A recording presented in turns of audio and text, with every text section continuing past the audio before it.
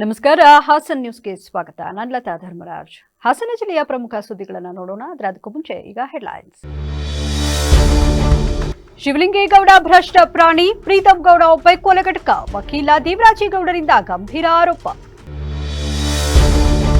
ಹಾಸನ ಜಿಲ್ಲಾಸ್ಪತ್ರೆಯಲ್ಲಿ ಅವ್ಯವಸ್ಥೆಯ ಆಗರ, ಅತ್ತ ಹನಿ ನೀರಿಗೂ ಹಾಹಾಕಾರ, ಇತ್ತ ಕೌಂಟರ್ಗಳಲ್ಲಿ ಸಿಬ್ಬಂದಿ ಕೊರತೆ.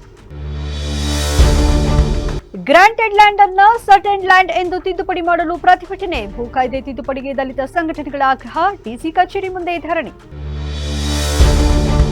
70 ವರ್ಷಗಳಿಂದ ಮುಂಬೈನಲ್ಲಿರುವವರಿಗೆ ಸರ್ಕಾರಿ ಭೂಮಿ ಮಂಜೂರು, ಆದಿದ್ರಾವಿಡ ತುಳು ಸಮಾಜದ ಆಕ್ರೋಶ, ಎಡೆಹಳ್ಳಿ ಅಕ್ರಮ ಭೂ ಮಂಜೂರಾತಿ ವಿರುದ್ಧ ಪ್ರತಿಭಟನೆ. ಪರಿಹಾರ ನೀಡದೆ ಕೃಷಿ ಭೂಮಿ ಸ್ವಾಧೀನಕ್ಕೆ ಮುಂದಾದ ಕೈಗಾರಿಕಾ ಮಂಡಳಿ, ಕೆಡಿಐಬಿ ಭೂ ಸ್ವಾಧೀನಕ್ಕೆ ರೈತರ ವಿರೋಧ, ಲಕ್ಷ್ಮೀಸಾಗರ ರೈತರಿಂದ ಪ್ರತಿಭಟನೆ. ಆಲೂಗೆಡ್ಡೆ ಬೆಳೆಗಾರರ ಹಿತರಕ್ಷಣೆಗೆ ರೈತ ಸಂಘದ ಪಟ್ಟು, ಹಾಸನದಲ್ಲಿ ಭೂಮಾಫಿಯಾ ಅಟ್ಟಹಾಸ, ಆಲೂಗೆಡ್ಡೆ ಬೀಜಗಳ ಗುಣಮಟ್ಟ ಪರಿಶೀಲಿಸಲು ಆಗ್ರಹ. ಶಾಸಕ ಶಿವಲಿಂಗೇಗೌಡರು ಸದನ ಶೂರನಲ್ಲ, ಸದನ ಕ್ರೂರ, ಬಿಜೆಪಿ ಮುಖಂಡ ಎನ್.ಡಿ. ಪ್ರಸಾದ್ ಆಕ್ರೋಶ.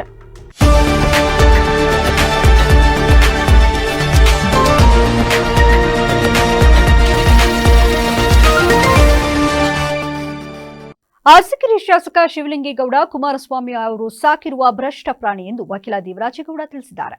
ಸುದ್ದಿಗೋಷ್ಠಿಯಲ್ಲಿಂದು ಮಾತನಾಡಿದ ಅವರು, ಶಿವಲಿಂಗೇಗೌಡ ಶಾಸಕನಾಗಿ ಸದನದಲ್ಲಿ ಮಾತನಾಡಿರುವ ಪದಗಳು ಸಂವಿಧಾನಿಕ ಕಾರ್ಯಚಟುವಟಿಕೆಯೇ ತಲೆ ತಗ್ಗಿಸುವ ವಿಚಾರವಾಗಿದೆ.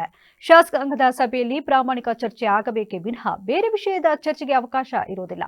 ಆದರೆ ಶಿವಲಿಂಗೇಗೌಡ ಸನಾತನ ಧರ್ಮವನ್ನ ಕಾಪಾಡಿಕೊಂಡು ಬರುತ್ತಿರುವ ಆರ್ಎಸ್ಎಸ್ ಪಕ್ಷದ ಬಗ್ಗೆ ಅಶ್ಲೀಲವಾಗಿ ಮಾತನಾಡಿರುವುದು ಹೆಣ್ಣು ಮಕ್ಕಳಿಗೆ ಮಾಡಿದ ಅವಮಾನದಂತೆ. ಇಂತಹ ಅವಹೇಳನಕಾರಿ ಮಾತುಗಳನ್ನು ನಿಲ್ಲಿಸದೆ ಸಭಾಧ್ಯಕ್ಷರು ಆನಂದ ಪಡುತ್ತಿದ್ದುದು ನಿಜಕ್ಕೂ ನಾಚಿಕೆಗೇಡಿನ ಸಂಗತಿಯಾಗಿದೆ. ಇಂತಹ ಸಭಾಧ್ಯಕ್ಷರು ಅಧ್ಯಕ್ಷ ಸ್ಥಾನಕ್ಕೆ ಯೋಗ್ಯರಲ್ಲ. ಕೂಡಲೇ ಸಭಾಧ್ಯಕ್ಷರು ರಾಜೀನಾಮೆ ನೀಡುವಂತೆ ಒತ್ತಾಯಿಸಿದರು. ಕಾಂಗ್ರೆಸ್ ಪಕ್ಷದ ಬಗ್ಗೆ ಗೌರವವಿದೆ, ಆದರೆ ಇಂತಹ ಶಿವಲಿಂಗೇಗೌಡನಂತಹ ಭ್ರಷ್ಟ ರಾಜಕಾರಣಿಯನ್ನ ಇಟ್ಟುಕೊಳ್ಳದೆ ಪಕ್ಷದಿಂದ ಉಚ್ಚಾಟಿಸಬೇಕು. ಶಿವಲಿಂಗೇಗೌಡನಿಗೆ ನಾನು ಒಂಥರ ಶನಿ ಇದ್ದಂಗೆ. ಹೆಗ್ಲೆದಿರಿದರೆ ಅವನ ಕಥೆ ಮುಗಿಯಿತು. ಅವನು ಮಾಡಿರುವ ಭ್ರಷ್ಟಾಚಾರವನ್ನೆಲ್ಲ ಸಾಕ್ಷಿ ಸಮೇತ ಬಯಲಿಗೆಳಿತೀನಿ. ಅರಸೀಕೆರೆಯಲ್ಲಿ ಸರ್ಕಾರಿ ಉದ್ಯಾನವನದ ಜಾಗವನ್ನು ಕಬಳಿಸಿ ನಿವೇಶನ ಮಾಡಿಕೊಂಡಿದ್ದಾನೆ. ಜಲ್ಲಿ ಕ್ರಷರ್ನಲ್ಲಿ ಶಾಮೀಲು, ಬ್ಲೂ ಫಿಲ್ಮ್ ಹಂಚಿಕೆ, ಆಸ್ತಿ ಬಳಕೆ ಹಾಗೂ ಹಣ ಹಂಚಿಕೆ ಇವುಗಳೆಲ್ಲದರಲ್ಲಿಯೂ ಶಿವಲಿಂಗೇಗೌಡ ಭಾಗಿಯಾಗಿದ್ದಾನೆ. ಇದಕ್ಕೆ ಸಾಕ್ಷಿ ಸಮೇತ ದಾಖಲೆಗಳಿವೆ ಅಂತ ಕಿಡಿಕಾರಿದ್ರು. ಇನ್ನು ಪ್ರೀತಂ ಗೌಡ ಅವರ ಬಗ್ಗೆ ಮಾತನಾಡಿದ ಅವರು, ಅವನೊಬ್ಬ ಕೊಲೆಗಡಕ. ಅವನು ಸಾಕಷ್ಟು ಕೊಲೆಯಲ್ಲಿ ಶಾಮೀಲಾಗಿದ್ದಾನೆ. ಅವನಿಂದ ಹಲವಾರು ಕುಟುಂಬಗಳು ಹಾಳಾಗಿವೆ. ಅವನು ಇನ್ನು ನಮ್ಮ ಪಕ್ಷದಲ್ಲಿಯೇ ಇದ್ರೆ ನಮ್ಮ ಪಕ್ಷವನ್ನ ಹೀನಾಯ ಸ್ಥಿತಿಗೆ ತಲುಪಿಸುತ್ತಾನೆ. ಮುಂದಿನ ದಿನಗಳಲ್ಲಿ ಪ್ರೀತಂ ಗೌಡರಿಗೆ ಟಿಕೆಟ್ ಕೊಟ್ಟರೆ ರಾಜ್ಯದಲ್ಲಿ ಬಿಜೆಪಿಯನ್ನ ಮುಳುಗಿಸ್ತಾನೆ. ಕೆಲವು ದಿನಗಳು ಬಿಟ್ಟರೆ ರೇವಣ್ಣಗಿಂತ ದೊಡ್ಡ ಭ್ರಷ್ಟ ಪ್ರೀತಂ ಗೌಡನಾಗುತ್ತಾನೆ ಎಂದು ಆಕ್ರೋಶ ಭರಿತರಾಗಿ ಹೇಳಿದರು. ನಿಮ್ಮ ಜಾತಿ ಬಗ್ಗೆ ಮಾತಾಡಲಿಲ್ಲ ಅಲ್ಲ ಶಿವಲಿಂಗೇಗೌಡರು. ಶಿವಲಿಂಗೇಗೌಡರು ಮಾತಾಡಿದ ಯಾರ ಬಗ್ಗೆ? ಈ ದೇಶದ ಬೆನ್ನೆಲುಬಾಗಿರೋಂಥವ್ರನ್ನ, ಈ ಸನಾತನ ಧರ್ಮವನ್ನು ಕಾಪಾಡ್ತಾರೆ ಆರ್ಎಸ್ಎಸ್ ಬಗ್ಗೆ ಮಾತಾಡಿದ್ದು. ಈ ಭಾರತಾಂಬೆ ಹೆಣ್ಣು ಮಕ್ಕಳ ಬಗ್ಗೆ ಅಶ್ಲೀಲ ಮಾತಾಡಿದಂಥದ್ದು. ಇಂಥ ಒಬ್ಬ ಯೋಗ್ಯವಾದ ವ್ಯಕ್ತಿಯನ್ನು ಅವನು ಮಾತನಾಡ್ಬೇಕಾದ್ರೆ ನೀವಲ್ಲಿ ನಗಾಡ್ತಾ ಕುಳಿತುಕೊತಿರೋ ಸಭಾಧ್ಯಕ್ಷರೇ, ನೀವಲ್ಲಿ ಯಾವ ನೈತಿಕತೆ ಇದೆ ನಿಮಗೆ? ಸಭಾಧ್ಯಕ್ಷ ಮುಂದುವರಿಯೋದಕ್ಕೆ ನಿಮಗೆ ನಾವು ಮೌಲ್ಯಗಳ ಬಗ್ಗೆ ಮಾತಾಡಿದ್ರಾ? ಇಲ್ಲ ಬುರ್ಕಾಕ ಬಂದ ಹೆಣ್ಮಕ್ಳ ಬಗ್ಗೆ ಮಾತಾಡಿದ್ರಾ? ಇಲ್ಲ ಯಾವ್ದಾರು ಪಾಕಿಸ್ತಾನದ ಬಗ್ಗೆ ಮಾತಾಡಿದ್ರಾ? ಯಾರು ಆ ಒಂದು ಪದ ಉಪಯೋಗಿಸ್ತೀರಿ ನೀವಲ್ಲಿ, ಅವತ್ತೇ ಹೊರಗಡೆ ಬಿಸಾಕ್ತಿದ್ರಿ ನೀವಲ್ಲಿ. ಸಿ.ಟಿ. ರವಿ ಬೆಳಗಾಂ ಅಧಿವೇಶನದಲ್ಲಿ ಏನೋ ಮಾತಾಡಿದ್ರು ಅಂತೇಳಿ ಸ್ಪಷ್ಟೀಕರಣ ಸಿಗಲೇ ಇಲ್ಲ. ಯಾರ ಮೇಲೆ ಎಫ್.ಐ.ಆರ್ ಮಾಡಿದ್ರಿ ನೀವಲ್ಲಿ? ಕಂಪ್ಲೇಂಟರ್ಸ್ ಯಾರು? ಸೋಮೋಟೋ ಅಡಿಯಲ್ಲಿ ಸರ್ಕಾರ ಎಫ್.ಐ.ಆರ್ ಮಾಡ್ಕೊತದಲ್ಲಿ ಸಿ.ಟಿ. ರವಿನ ರಾತ್ರೋರಾತ್ರಿ ಬಂಧನ ಮಾಡೋಂಥ ಕೆಲಸವನ್ನು ಮಾಡ್ತೀರಿ ನೀವಲ್ಲಿ. ಶಿವಲಿಂಗೇಗೌಡನ ಯಾಕೆ ಮಾಡಿಲ್ಲ? ಏನಾಗಿದೆ ಇವತ್ತು ನಿಮ್ಮ ಯೋಗ್ಯತೆಗೆ? ಇವತ್ತು ಕಾಂಗ್ರೆಸ್ ಪಕ್ಷ ಅಂತ, ನಾನು ಕೂಡ ಕಾಂಗ್ರೆಸ್ ಪಕ್ಷದಲ್ಲಿ ಇದು ಬಂದಂಥ ವ್ಯಕ್ತಿ, ಗುಂಡೂರಾವ್ ಅಂತವ್ರನ್ನ, ದೇವರಾಜ ಅರಸು ಅಂತವ್ರನ್ನ, ಎಸ್.ಎನ್. ಕೃಷ್ಣ ಅಂತ ಮಹಾನ್ ನಾಯಕರು ಕೊಟ್ಟಂಥ ಕಾಂಗ್ರೆಸ್ ಪಕ್ಷ ಅದು. ಎಲ್ಲಿ ಹೋಯ್ತು ನಿಮ್ಮ ಕಾಂಗ್ರೆಸ್ ಪಕ್ಷ ತತ್ವ ಸಿದ್ಧಾಂತ? ಇವತ್ತು ಎಲ್ಲಿಂದಲೋ ಬಂದಂಥ ಒಬ್ಬ ವ್ಯಕ್ತಿ ಒಬ್ಬ ಹೆಣ್ಣು ಮಗಳ ಮಾನ ಹರಾಜಾಗ್ತಾ ಕುಂತವನೆ, ಒಂದು ಧರ್ಮವನ್ನು ಹರಾಜಾಗ್ತಾ ಕುಂತವನೆ. ಇಡೀ ದೇಶದ ಸಂವಿಧಾನದ ದೇವಸ್ಥಾನವಾದಂಥ ಇವತ್ತು ಸದನದಲ್ಲಿ ಇವತ್ತು ಅಂಥ ಅಶ್ಲೀಲ ಪದ ಉಪಯೋಗಿಸಿ ಕೂಡ ನೀವು ಅಲ್ಲಿ ಕೇಕೆ ಹಾಕ್ತೀರಾ ಅಂತ ಅಂದರೆ ನಿಮಗೆ ಯಾವ ನೈತಿಕತೆ ಇದೆ? ಯಾವ ಮೌಲ್ಯ ಇದೆ ನಿಮಗೆ ಅಲ್ಲಿ? ಭಾಳ ನೋವಿನ ಸಂಗತಿ ಇದು. ಮನೆ ಶಿವಲಿಂಗೇಗೌಡ್ರೆ, ಇದು ಸದನದಲ್ಲಿ ನಡೆದಂತ ವಿಚಾರಕ್ಕೆ ಎಚ್ಚರಿಕೆಯನ್ನು ಕೊಡ್ತಾ ಇದ್ದೀನಿ ನಾನು ನಿಮಗೆ. ಜಿಲ್ಲೆಯ ಪ್ರಮುಖ ಆರೋಗ್ಯ ಕೇಂದ್ರವಾಗಿರುವ ಹಾಸನ ಜಿಲ್ಲಾಸ್ಪತ್ರೆ ಸದ್ಯ ಸಾಲು ಸಾಲು ಸಮಸ್ಯೆಗಳ ಸುಳಿಯಲ್ಲಿ ಸಿಲುಕಿದ್ದು, ಒಂದು ಕಡೆ ಕುಡಿಯುವ ನೀರಿನ ತೀವ್ರ ಅಭಾವದಿಂದ ರೋಗಿಗಳು ಕಂಗಾಲಾಗಿದ್ರೆ, ಮತ್ತೊಂದೆಡೆ ಆಸ್ಪತ್ರೆಯ ನೋಂದಣಿ ಮತ್ತು ಚಿಕಿತ್ಸಾ ಕೌಂಟರ್ಗಳಲ್ಲಿ ಸಿಬ್ಬಂದಿಗಳ ಕೊರತೆಯಿಂದಾಗಿ ಗಂಟೆಗಟ್ಟಲೆ ಸಾಲಿನಲ್ಲಿ ನಿಲ್ಲಬೇಕಾದ ಸ್ಥಿತಿ ನಿರ್ಮಾಣವಾಗಿದೆ. ಔಷಧಿ ಸೇವಿಸಲು ಹಾಗೂ ಸ್ಕ್ಯಾನಿಂಗ್ಗೆ ಬರುವ ರೋಗಿಗಳು ನೀರಿಲ್ಲದೆ ಪರದಾಡುತ್ತಿದ್ದಾರೆ. ಬಡ ರೋಗಿಗಳ ಸಂಬಂಧಿಕರು ಅನಿವಾರ್ಯವಾಗಿ ಆಸ್ಪತ್ರೆಯ ಹೊರಗಿನ ಅಂಗಡಿಗಳಲ್ಲಿ ಹೆಚ್ಚಿನ ಹಣ ನೀಡಿ ನೀರಿನ ಬಾಟಲಿಗಳನ್ನು ಖರೀದಿಸುತ್ತಿದ್ದು, ಇದು ಅವರ ಆರ್ಥಿಕ ಪರಿಸ್ಥಿತಿಯ ಮೇಲೆ ಬರೆ ಎಳೆದಂತಾಗಿದೆ. ಇನ್ನು ಸ್ಕ್ಯಾನಿಂಗ್ಗೆ ಬರುವ ರೋಗಿಗಳಿಗೆ ನೀರು ಅನಿವಾರ್ಯವಾದರೂ ಸ್ಕ್ಯಾನಿಂಗ್ ಕೊಠಡಿಯ ಸಮೀಪವೂ ನೀರು ಇರುವುದಿಲ್ಲ. ಇನ್ನು ಆಸ್ಪತ್ರೆಯ ಒಳರೋಗಿ ಮತ್ತು ಹೊರರೋಗಿ ನೋಂದಣಿ ಕೌಂಟರ್ಗಳ ಕತೆ ಹೇಳತಿಲ್ಲದು.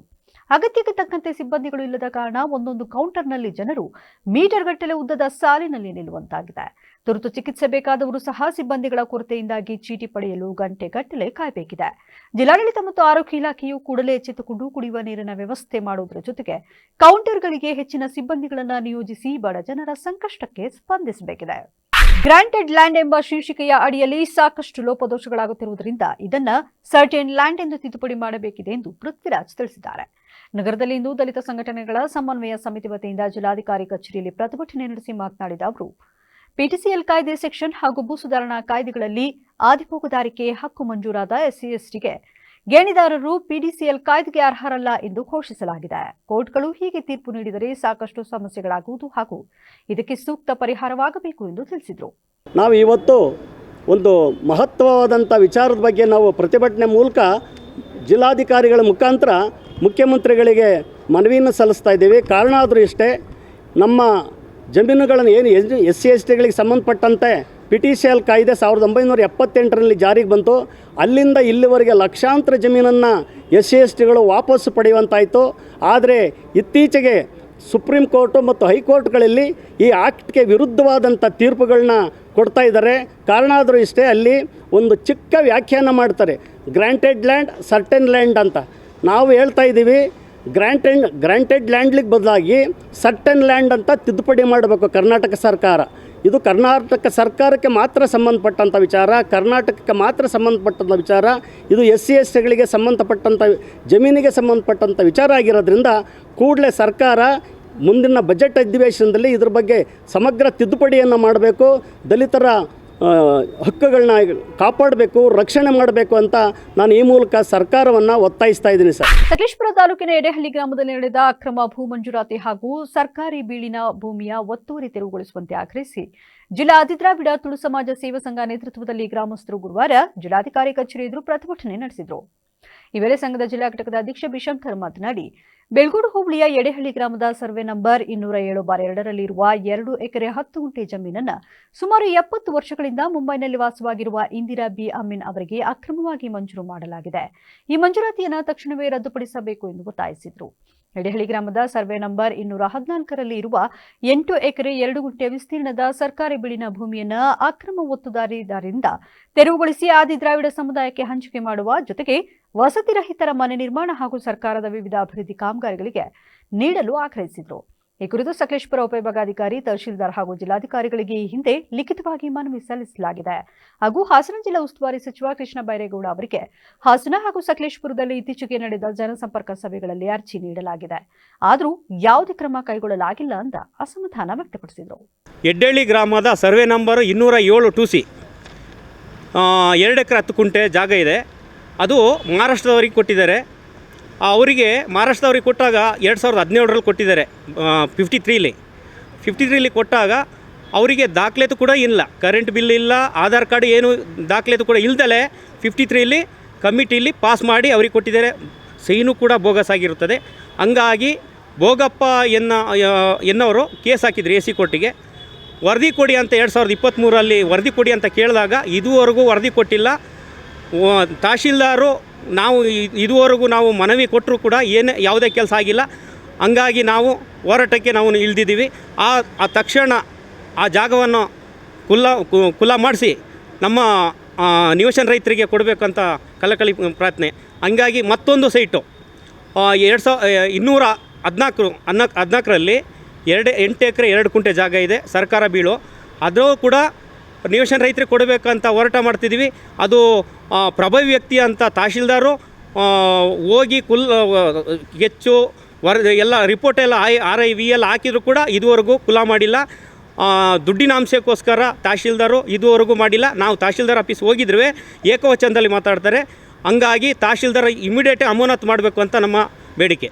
ಹಾಸನ ತಾಲೂಕಿನ ಲಕ್ಷ್ಮೀಸಾಗರ ಗ್ರಾಮದ ಸರ್ವೆ ನಂಬರ್ 35ರಲ್ಲಿ ರೈತರು ದಶಕಗಳಿಂದ ಸಾಗುವಳಿ ಮಾಡುತ್ತಿರುವ ಕೃಷಿ ಭೂಮಿಗೆ ಪರಿಹಾರ ನೀಡದೆ ಕರ್ನಾಟಕ ಕೈಗಾರಿಕಾ ಪ್ರದೇಶಾಭಿವೃದ್ಧಿ ಮಂಡಳಿ ಬಲವಂತವಾಗಿ ಸ್ವಾಧೀನಪಡಿಸಿಕೊಳ್ಳಲು ಮುಂದಾಗಿದೆ ಎಂದು ಆರೋಪಿಸಿ ಕರ್ನಾಟಕ ಪ್ರಾಂತ ರೈತ ಸಂಘದ ನೇತೃತ್ವದಲ್ಲಿ ರೈತರು ಗುರುವಾರ ಜಿಲ್ಲಾಧಿಕಾರಿ ಕಚೇರಿ ಎದುರು ಪ್ರತಿಭಟನೆ ನಡೆಸಿದರು. ಈ ವೇಳೆ ಕರ್ನಾಟಕ ಪ್ರಾಂತ ರೈತ ಸಂಘದ ಜಿಲ್ಲಾ ಘಟಕದ ಅಧ್ಯಕ್ಷ HR ನವೀನ್ ಕುಮಾರ್ ಮಾತನಾಡಿ 1985ರಲ್ಲಿ ಸರ್ಕಾರವು 26 ರೈತ ಕುಟುಂಬಗಳಿಗೆ ತಲಾ 0.27 ಎಕರೆಗಳಂತೆ ಸರ್ವೆ ನಂಬರ್ 35ರಲ್ಲಿ ಕೃಷಿ ಭೂಮಿಯನ್ನು ಮಂಜೂರು ಮಾಡಿ ಹಕ್ಕುಪತ್ರ ನೀಡಿತ್ತು.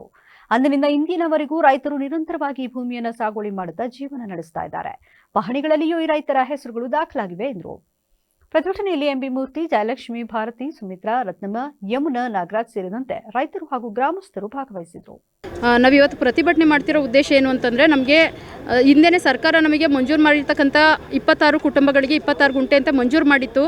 97ನೇ ಇಸ್ವಿನಲ್ಲಿ ಅದು ಅರ್ಧ ಜಮೀನು ನಮಗೆ 1 ಕುಂಟೆ 2 ಕುಂಟೆ ಥರ ಅಕ್ವೈರ್ ಮಾಡಿದ್ರು. ಆ ಜಮೀನು ಏನು ಹೋಗಿತ್ತು ಅದಕ್ಕೆ ಪರಿಹಾರ ಕೂಡ ಕೊಟ್ಟಿದ್ರು. ಆದರೆ ಇನ್ನು ಉಳಿದಂಥ ಜಾಗ ನಮಗೆ ಏರ್ಪೋರ್ಟಿಂದು ಇವಾಗಲೂ ಕೂಡ ನಮಗೆ RTCಗಳು ಬರ್ತಾ ಇದ್ದಾವೆ. RTC ಪ್ರಕಾರ ನಮಗೆ ಪರಿಹಾರ ಕೊಡಿ ಅಂತ ಕೇಳಿದ್ರೆ ಅನಧಿಕೃತವಾಗಿ KADB ಅವರು ನಮಗೆ ಅತಿಕ್ರಮಣವಾಗಿ ನಮ್ಮ ಮೇಲೆ ಎಲ್ಲರನ್ನೂ ದೌರ್ಜನ್ಯ ಮಾಡಿ ಅದಕ್ಕೆ ಕಾಂಪೌಂಡ್ ಹಾಕಲಿಕ್ಕೆ ಬರ್ತಾ ಇರೋಕ್ಕಂಥ ಕೆಲಸಗಳು ನಡೀತಾ ಇದ್ದಾವೆ. ಆದರೆ ನಾವು ಇದಕ್ಕೆ ಸಾಕಷ್ಟು ಬಾರಿ ಜಿಲ್ಲಾಡಳಿತಕ್ಕೆ ಮನವಿ ಮಾಡಿದ್ದೀವಿ. ಆದರೆ ಯಾವ ಜಿಲ್ಲಾಡಳಿತ, ಯಾವ ಸರ್ಕಾರಗಳು ಕೂಡ ನಮಗೆ ಸ್ಪಂದಿಸ್ತಾ ಇಲ್ಲ. ಹಾಗಾಗಿ ಪ್ರತಿಭಟನೆಗಳನ್ನ ಹಮ್ಮಿಕೊಂಡಿದ್ದೀವಿ. ಅದೇ ಥರ ನಮ್ಮ ಜಾಗದಲ್ಲಿ ಇವ್ರು ದುರಸ್ತು ಮಾಡದೇ ಇರೋ ಕಾರಣಕ್ಕಾಗಿ ಈ ಥರ ಭೂ ಮಾಫಿಯಾಗಳನ್ನ ಮಾಡಿಕೊಂಡು ಬೇರೆ ಬೇರೆ ಶಿವರಾಮು ಅಂತವರು, ಗೌಡಯ್ಯನಂತವರು, ಬೇರೆ ಬೇರೆ ಊರಿನ ಜನಗಳು ಬೂನಳ್ಳಿ ಅಂತ ಗ್ರಾಮದಲ್ಲಿ ದೊಡ್ಡ ದೊಡ್ಡ ಪಾಳೆಗಾರಿ ಅಂತ ವ್ಯವಸ್ಥೆಗಳು ನಡೀತಾ ಇದ್ದಾವೆ.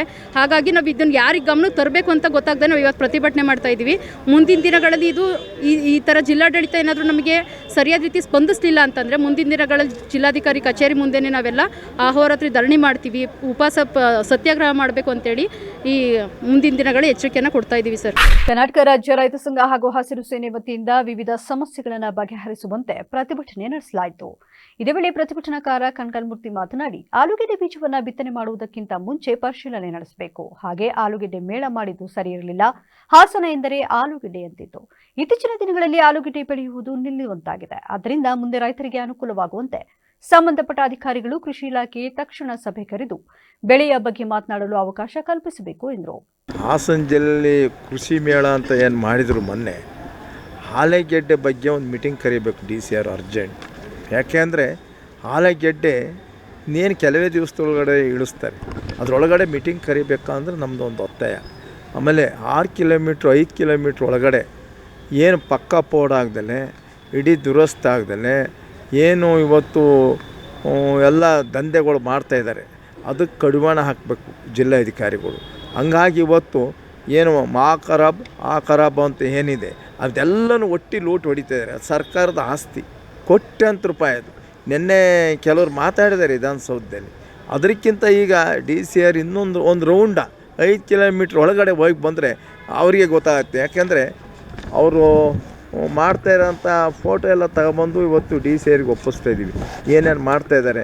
ಏನು ಇವರು ಜಿಲ್ಲಾಧಿಕಾರಿಗಳಿಗೆ ಹೆದರಲಿಲ್ಲ ಅಂದರೆ ಇನ್ನೇನಿದು ಇಲ್ಲೇ ಹಾಸನ ತಾಲೂಕು ವಿಜಯನಗರ ಬಿಟ್ಟು ಆಚೆಗೆ ಇದು ಎರಳ್ಳಿ ಬಿಟ್ಟು ಅಪ್ಪಲ್ಲಿ, ಎರಳ್ಳಿ ಇಲ್ಲಿಗೆ 3 ಕಿಲೋಮೀಟ್ರ್ 4 ಕಿಲೋಮೀಟ್ರ್ ಆಗುತ್ತೆ. 4 ಅಲ್ಲ 3 ಕಿಲೋಮೀಟ್ರ್ ಅಲ್ಲ. ಅನ್ನಿಕೆರೆಗೆ ಸೇರ್ತಕ್ಕಂಥ ಜಮೀನಿವು ಎರಳ್ಳಿ ಬಿಟ್ಟು ಮೇಲ್ಗಡೆ ಮಾಡ್ತಾಯಿದ್ದಾರೆ, ಲೂಟ್ ಹೊಡಿತಾಯಿದ್ದಾರೆ. ಯಾರು ರಾಜಕಾರಣಿಗಳು ಫೋನ್ ಮಾಡಿದರು ಅಂತೇಳಿ ಒಬ್ಬ ತಹಸೀಲ್ದಾರು ನಾವು 50 ಸತಿ ಫೋನ್ ಮಾಡಿದ್ರು ಈ ಗಾಡಿ ಹಿಡಿಯಲ್ಲ, ಆ ಜಾಗಕ್ಕೆ ಹೋಗಲ್ಲ ಅಂದರೆ ಇವ್ರು ಯಾವ ಮಟ್ಟಕ್ಕೆ ಇರ್ಬೋದು? ಹಾಸನ ಜಿಲ್ಲೆ ಆಡಳಿತ ಯಾವ ಮಟ್ಟಕ್ಕೆ ಇರ್ಬೋದು? ಅದಕ್ಕೆ ಇವತ್ತು DCRಗೆ ಗಮನಕ್ಕೆ ತರೋಕ್ಕೆ ಅಂತ ಬಂದಿದ್ದೀವಿ. ಅವ್ರಿಗೊಂದು ಫೈಲ್ನು ಕೊಡ್ತಾಯಿದ್ದೀವಿ. ಅದೇನು ಮಾಡ್ತಾರೆ ಅಂತ ನೋಡೋಣ, ಕಾದು ನೋಡ್ತೀವಿ ಅವನ್ನ.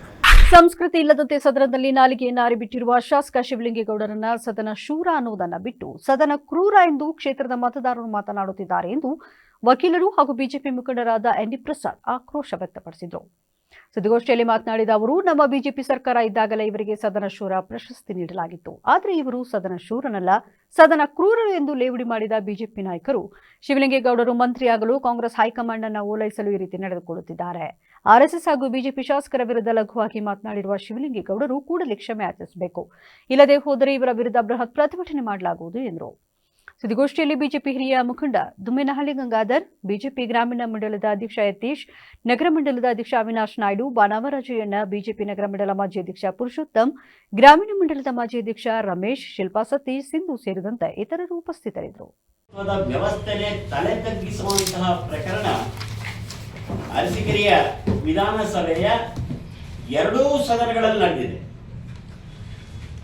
ಮೇಲ್ಮನೆಯಲ್ಲಿ ಒಬ್ಬ ಮನುಷ್ಯ, ಸದನದಲ್ಲೇ ಇಲ್ಲದೆ ಇರುವಂತಹ ವ್ಯಕ್ತಿ, ದೇಶದ ಪ್ರಧಾನಿ ವಿಶ್ವ ನಾಯಕ ಅನ್ನಿಸ್ಕೊಂಡಂತ ನರೇಂದ್ರ ಮೋದಿ ಅವರ ಬಗ್ಗೆ ಅತ್ಯಂತ ತುಚ್ಛವಾಗಿ ಮಾತಾಡಿದ್ದಾರೆ. ಇಲ್ಲಿ ಸದನದಲ್ಲಿ ಬಹಳ ದುರಂತ ಅಂದ್ರೆ ನಮ್ಮೂರಿನ ಕ್ಷೇತ್ರದ ಶಾಸಕ ಅನ್ನೋದು ಒಂದು ದುರಂತ. ತನ್ನ ಜವಾಬ್ದಾರಿಯನ್ನ ಮರೆತು, ತನ್ನ ನಿಯಂತ್ರಣವನ್ನ ಕಳೆದುಕೊಂಡು ಅತ್ಯಂತ ತುಚ್ಛವಾಗಿ ರಾಷ್ಟ್ರೀಯ ಸ್ವಯಂ ಸೇವಕ ಸಂಘ ಅನ್ನೋ ದೇಶಭಕ್ತಿ ಸಂಘಟನೆಯ ಅನ್ನೋ ಒಂದು ಅರಿವು ಇಲ್ಲದೆ ಸಂಘಟನೆ ಬಗ್ಗೆ ಅತ್ಯಂತ ತುಚ್ಛವಾಗಿ ಭಾರತೀಯ ಜನತಾ ಪಾರ್ಟಿ ಹಾಗೂ ರಾಷ್ಟ್ರೀಯ ಸ್ವಯಂ ಸೇವಕ ಸಂಘದ ತತ್ವ ಸಿದ್ಧಾಂತಗಳ ವಿರುದ್ಧವಾಗಿ ಅತ್ಯಂತ ತುಚ್ಛವಾಗಿ, ಅತ್ಯಂತ ಹೀನಾಯವಾಗಿ, ಯಾರೋ ನಿರೀಕ್ಷಿಸಿದ ರೀತಿಯಲ್ಲಿ ನಿನ್ನೆ ಅವರ ಹೊರಸು ನಾಲಿಗೆಯನ್ನು ಹರಿಬಿಟ್ಟು ನಮ್ಮ ಪರಿವಾರಕ್ಕೆ ಮರ್ಮಾಘಾತವನ್ನು ನೀಡಿದ್ದಾರೆ. ಅಷ್ಟೇ ಅಲ್ಲ, ಇಡೀ ದೇಶದ ಜನ ತಿಳ್ಕೊಂಡಿರೋ ಹಾಗೆ ರಾಷ್ಟ್ರೀಯ ಸ್ವಯಂ ಸೇವಕ ಸಂಘ ಹಾಗೂ ಬಿಜೆಪಿ ಬಗ್ಗೆ ಕೋಟ್ಯಾಂತರ ಅಭಿಮಾನಿಗಳ ಒಂದು ಮನಸ್ಸಿಗೆ ದೊಡ್ಡ ಮರ್ಮಾಘಾತವನ್ನು ನೀಡಿದ್ದಾರೆ. ಕರ್ನಾಟಕ ವಿಧಾನಸಭೆಯ ಇತಿಹಾಸನ ತೆಗೆದುಕೊಂಡ್ರೆ ಎಂತೆಂತಹ ವಾಗ್ಮಿಗಳು, ಅದು ಯಾವ್ದಾರ ಪಾರ್ಟಿಯವರ, Congress, BJP, JDS, communist, CPI, ಯಾರಾಗಲಿ, ಎಂತೆಂಥ ವಾಗ್ಮಿಗಳು ಅದ್ಭುತ ವಿಚಾರಧಾರೆಗಳನ್ನ ಸದನದಲ್ಲಿ ಇಟ್ಟು ರಾಜ್ಯದ ಅಭಿವೃದ್ಧಿಗೆ ಪೂರಕವಾದಂತಹ, ರಾಜ್ಯದ ಸುರಕ್ಷತೆಗೆ ಪೂರಕವಾದಂತಹ ರಾಜ್ಯದ. ಈಗ ಮತ್ತೊಮ್ಮೆ ಹೆಡ್ಲೈನ್ಸ್. ಶಿವಲಿಂಗೇಗೌಡ ಭ್ರಷ್ಟ ಪ್ರಾಣಿ, ಪ್ರೀತಂ ಗೌಡ ಒಬ್ಬ ಕೊಲೆಗಟಕ, ವಕೀಲ ದೇವರಾಜೇಗೌಡರಿಂದ ಗಂಭೀರ ಆರೋಪ.